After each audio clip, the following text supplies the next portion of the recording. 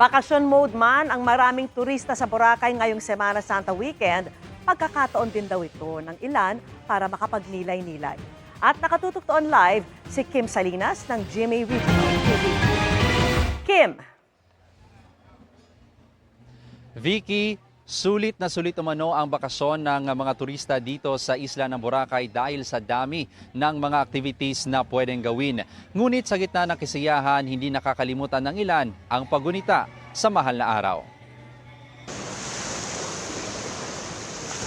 Buhay na buhay ang beachfront sa isla ng Boracay ngayong Huwebes Santo dahil sa iba't ibang water activities na pwedeng ma-enjoy.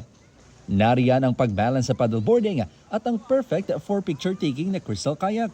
Na-amaze. Nakikita ko po sa Facebook, ang gaganda ng trinay namin. Lantern naman ang kinaaliwan ng ilang turista ngayong araw. Sa gitna ng bakasyon, hindi nakalimutan ng iba i-obserba ang Holy Week.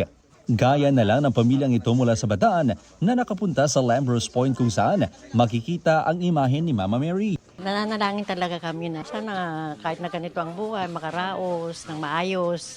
Saka sana matapos na yung gera sa ibang lugar. Dinayo naman ng pamilya ni Joe ang sikat na Willis Rock kung saan matatagpuan ang grotto ng Birheng Maria. Siyempre, mahal na araw, paggunita natin sa Panginoon, kay Heso Kristo. Tapos, ayun, kasabay na rin yung mag-enjoy dito sa Boracay. Handa na ang parokya sa Boracay para sa gaganaping Via Crucis bukas.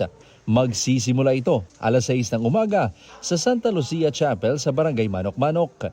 Dadaan ito sa highway at maging sa beachfront hanggang makarating sa simbahan sa Station 1. Open sa lahat ng mga Katoliko na gusto sumama, kahit na yung mga tourist na pumunta ng Boracay, they have the chance to reflect on this season of Holy Week.